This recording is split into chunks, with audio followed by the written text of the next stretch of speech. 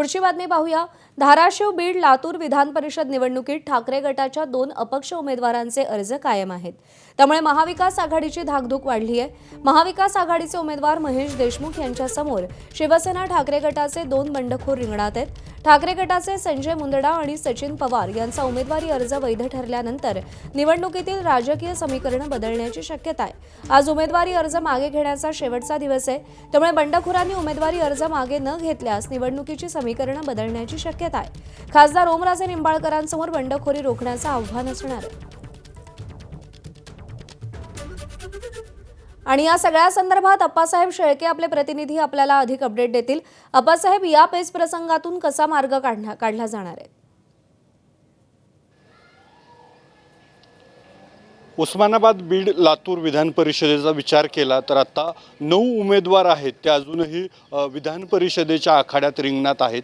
खरं पाहिलं तर प्रमुख लढत आहे ती भाजप विरुद्ध काँग्रेस होईल असंच काहीसं चित्र सध्या तरी आहे।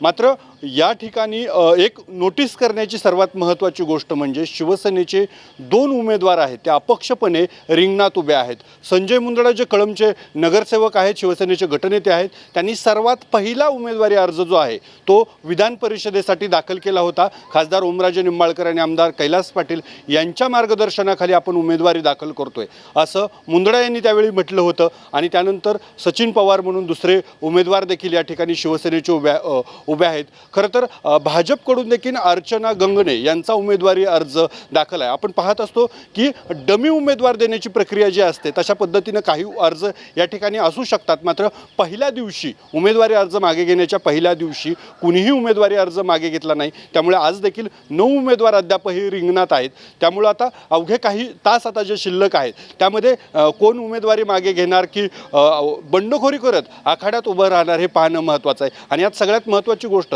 शिवसेनेचे संजय मुंदडा यांनी आपल्या समर्थकांसह आमदार कैलास पाटील यांची मुंबईमध्ये भेट घेतल्याची माहिती आहे। आम्हाला लढू द्या, आपली ताकद आपण दाखवू अशी गळ ते घालतायत। मात्र शिवसेनेचे खासदार ओमराजे निंबाळकर असतील किंवा कैलास पाटील असतील यांची भूमिका काय असणार?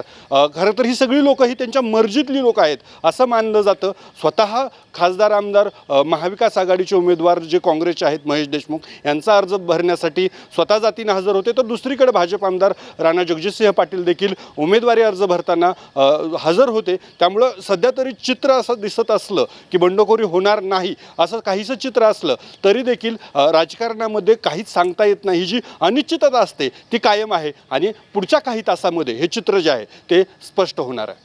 निश्चित। अप्पासाहेब, धन्यवाद दिलेल्या माहितीसाठी।